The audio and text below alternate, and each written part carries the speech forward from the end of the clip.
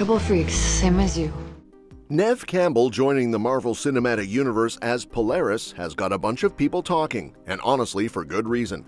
It's not every day that an actor like her steps into such an iconic superhero role, especially one that ties directly into the X-Men and the broader Marvel storyline. The moment this rumor hit the internet, fans started piecing together what it could mean for Avengers Doomsday and where exactly Polaris might fit in. Because if you think about it, the timing, the character choice, and even the way the story's been building, it all lines up perfectly.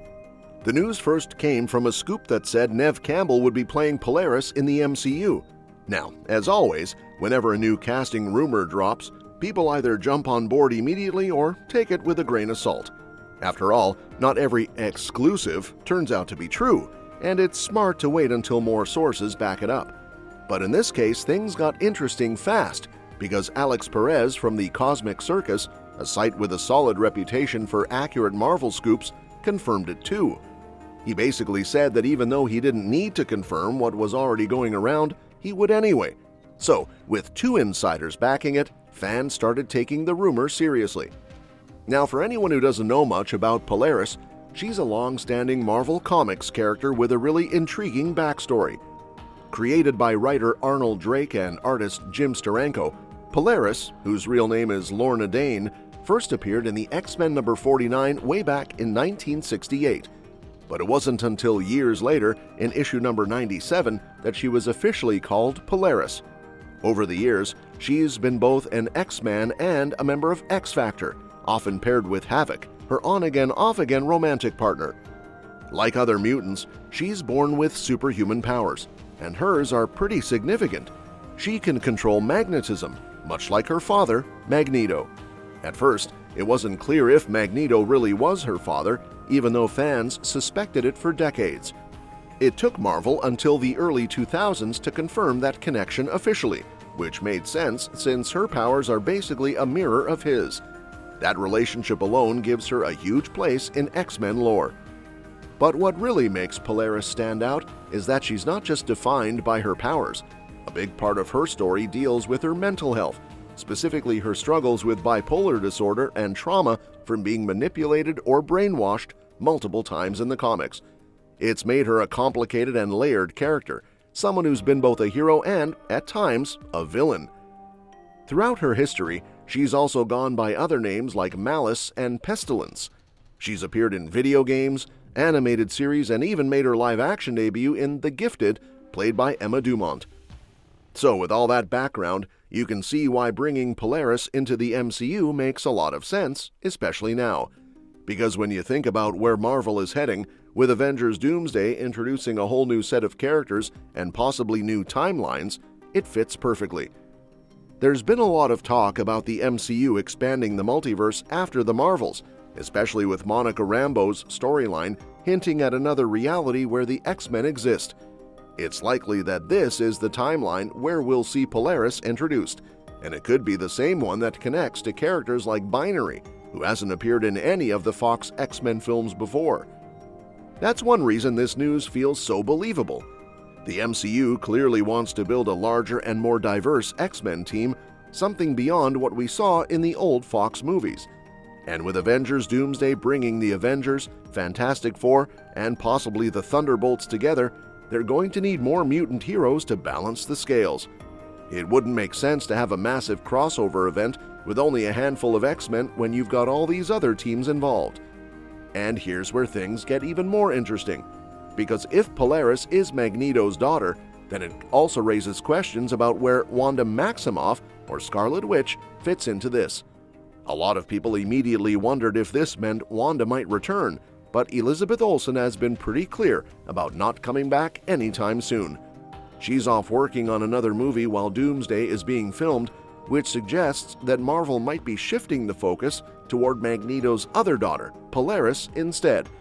It's a smart move because it keeps Magneto's family connection alive without undoing Wanda's story arc. And speaking of Magneto, we already know that Sir Ian McKellen is coming back to play him again, which makes this whole thing even more exciting. It ties the old X-Men universe with the new MCU continuity, giving fans a sense of connection while also setting the stage for fresh stories. It also makes sense that Marvel hasn't made this official through outlets like The Hollywood Reporter or Deadline. Those publications usually work closely with Marvel, so if they're staying quiet, it's probably because Marvel wants to save the reveal for something special, maybe a big Comic-Con announcement or a surprise teaser. Even without that official confirmation, it's still one of the most exciting bits of casting news we've heard in a while. Because if this is true, it gives us a clear picture of where the MCU might be heading after Doomsday. The movie doesn't have to waste time introducing every X-Men member from scratch. It can just jump right into the action using an already established timeline. That means they can focus more on story and interactions instead of origin stories. Some fans even started wondering if this news could have been about an animated project like X-Men '97. But Alex Perez quickly shut that down, saying Neve Campbell isn't just lending her voice, this is live action, which means it's tied directly to the main MCU, not just a side project. It's wild to think about how many possibilities this opens up. Avengers Doomsday is already expected to bring several of the Fox X-Men actors into the mix, creating that long-awaited bridge between the two universes. There were even rumors that Famke Janssen, who played Jean Grey, might come back, but she told Entertainment Weekly that Marvel hasn't approached her. Of course, Marvel actors are known for denying things until the very last second, so fans aren't ruling it out completely. Still, even if she doesn't return, Polaris' addition makes the X-Men side of things feel more complete. The best part is how this all ties into the bigger picture. With Secret Wars and Doomsday both coming up, Marvel clearly wants to explore the multiverse more deeply. A bunch of fans thought the focus would stay mainly on characters like the Beyonder or Molecule Man, classic cosmic figures from Secret Wars, but now it's starting to look like the studio's also using these big events to flesh out the mutant side of the MCU.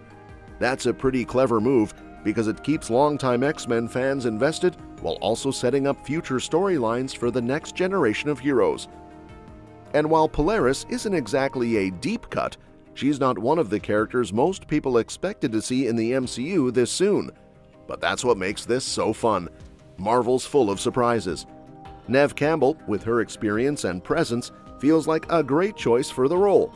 She brings that intensity and emotional depth that Polaris needs, especially considering the character's complicated history and mental health struggles. It's also worth noting that the timing is perfect. The MCU is entering a phase where it's blending old and new, connecting familiar faces from the Fox era with brand new interpretations. Polaris fits right into that balance. She's part of the X-Men legacy, but still fresh enough to feel new to most audiences. So even though Marvel hasn't dropped an official statement yet, the signs are all pointing towards something big.